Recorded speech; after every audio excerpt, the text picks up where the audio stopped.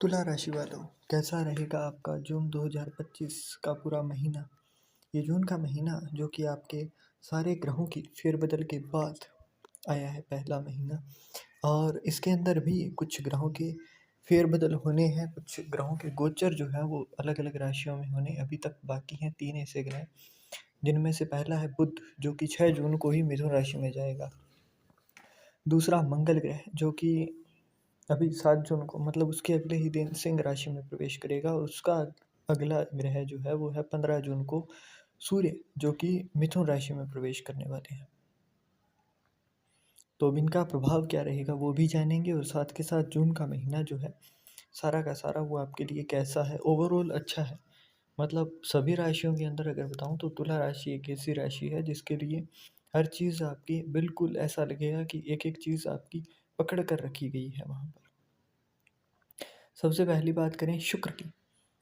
पहले घर के स्वामी होकर, 8वें घर के स्वामी होकर शुक्र बैठे हैं आपके 7th हाउस के अंदर। 7th हाउस के अंदर शुक्र के अच्छे रिजल्ट मिलते हैं देखने को, है ना, जब भी ये इस तरीके से बैठा हो उस टाइम पर।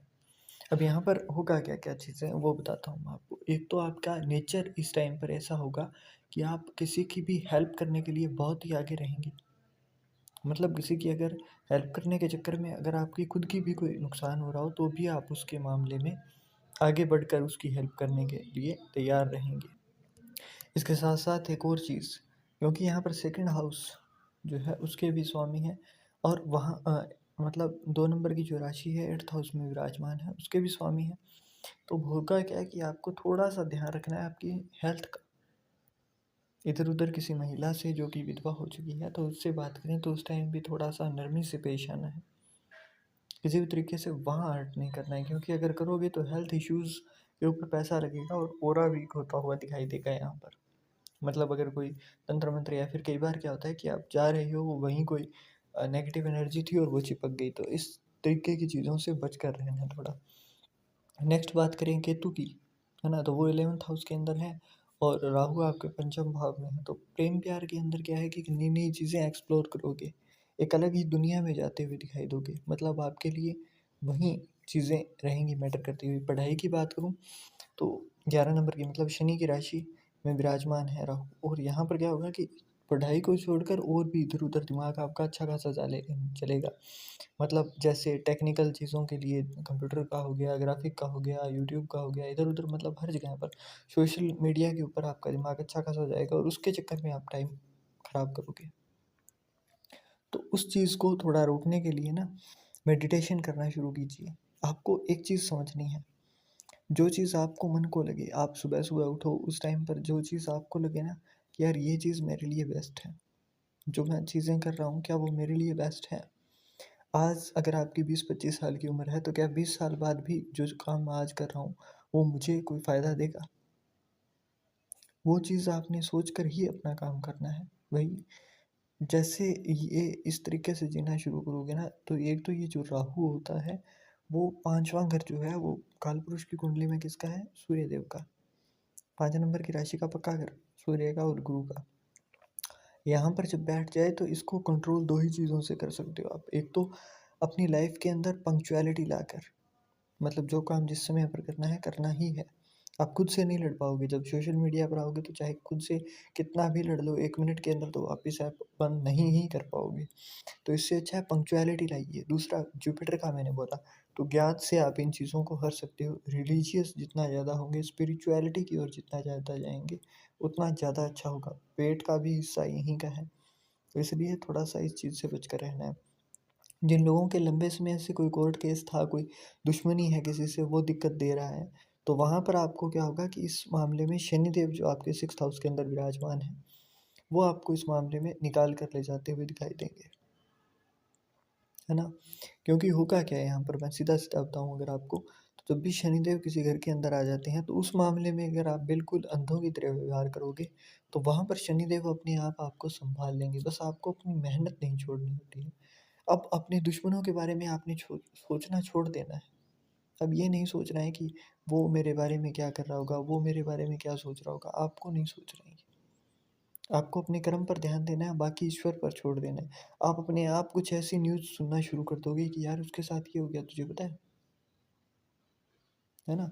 तो वो अपने आप आपको रिज़ल्ट देना शनिदेव शुरू कर देते हैं। शनिदेव शत्रु हंता है और शनिदेव कुछ ऐसी चालें चलते हैं, मतलब सामने वाला अपने ही काम में उलझ कर रह जाता है ना? ज्योतिष को जब आप अच्छे तरीके से समझ कर उसका इम्प्लीमेंटेशन करना शुरू करते हो ना, तब आपको फ़ायदा देता है। ये नहीं कि आप हर काम पर ज्योतिष यूज़ करो, हर काम के लिए उपाय करने बैठ जाओ, तब फ़ायदा नहीं देगा। और इसके बाद बात करूँ 8वें घर की, जहाँ पर सूर्य और बुध दोनों बैठे हैं, और ये अभी जैसे 6 जून को ही बुध मिथुन राशि में आएँगे, मतलब नवम भाव में आ जाएँगे, और उसके बाद में 15 जून को सूर्य भी इसी नवम भाव में होंगे। दोनों का ही आपको फ़ायदा मिलेगा आपको। कैसे मिलेगा वो बताता हूँ मैं। 15 जून तक थोड़ी-सी हर्डल से भरी हुई ज़िंदगी है आपकी, परंतु 15 जून के बाद का ये जो महीना है, ये एक सुख की राहत की साँस देने वाला होगा। इसके बाद अगर किसी का काम है, जैसे कोई गवर्नमेंट से जुड़ा हुआ, तो वहाँ पर भी आपको फ़ायदा होगा, क्योंकि जो 5 नंबर की राशि 11वें घर के अंदर बैठी है और उसके स्वामी बैठ गए आपके नवम भाव में। तो लक फैक्टर जो होता है ना, जो रिलीजियस चीज़ें होती है, जो स्पिरिचुअलिटी होती है, वो चीज़ें यहाँ पर काम करती है। जिन चीज़ों को लेकर आप बिल्कुल मतलब आशा ही छोड़ चुके हो कि यार ये तो नहीं होगा, वो काम आपको होता हुआ दिखाई देगा 15 जून के बाद। अपने आप कहीं से संयोग बनेगा और वो चीज़ें आपको होती हुई दिखाई देंगी, है ना? खुद पर भरोसा नहीं होगा, पर हो जाएगा काम। बुध नवम भाव में आते हैं, तो बुध का क्या होता है कि आपके भाग्य को उजागर करते हैं और उसके साथ साथ कई कामों में एक साथ लगाते हैं। आपकी वाणी को ऐसा प्रबल कर देते हैं कि यार आपको तलवार की ज़रूरत नहीं होती है। आप अपनी वाणी से ही सामने वाले को चीर भी सकते हो, रूल भी कर सकते हो। मतलब मेरे कहने का मतलब ये है कि पावर कम्स फ्रॉम वन, है ना? कई लोग कहते हैं, ये चीज़ मानते भी हैं कि जिसके पास पावर है वो तभी आ सकती है जब उसके पास कुछ हथियार हो, कुछ पावर को जमाने के लिए कुछ हो उसके पास। बट यहाँ पर आपकी जो जुबान होती है ना, वही आपकी सबसे बड़ी पावर बनती हुई दिखाई देगी। बोलकर आप अपना बड़े से बड़ा काम निकलवा पाओगे। मंगल अभी तो 10th हाउस के अंदर है, तो इस टाइम पर क्या होता है, मेंटल पीस बहुत ज़्यादा अच्छी है नहीं आपकी, है ना? इसको लाल किताब के नज़रिए से देखूँ, तो यहाँ पर क्या होगा कि जब भी मंगल 4th हाउस के अंदर आता है, तो इसके सामने कौन सा ग्रह है? चंद्रमा का पक्का घर, है ना? कालपुरुष की राशि के अकॉर्डिंग भी कर्क राशि पड़ती है और वहाँ पर चंद्रमा का घर माना जाता है। तो यहाँ पर मेंटल पीस, लग्जरी, कंफर्ट, इन चीज़ों के अंदर है ना आपको दिक्कत देखने को मिली है पास्ट के अंदर। बट 7 जून को जैसे ही मंगल सिंह राशि में आएगा, आपको अपने आप लगने लगेगा यार मेरे काम हो रही है ना? मानसिक शांति आपको अपने आप मिलनी शुरू हो जाएगी। बस गुस्सा थोड़ा बढ़ जाएगा। तो बीपी से जुड़ी हुई जिनको दिक्कत है वो थोड़ा सा ध्यान रखें। लीवर, किडनी, इन चीज़ों के लिए ना आपको थोड़ी सी डाइट के ऊपर कंट्रोल करना है।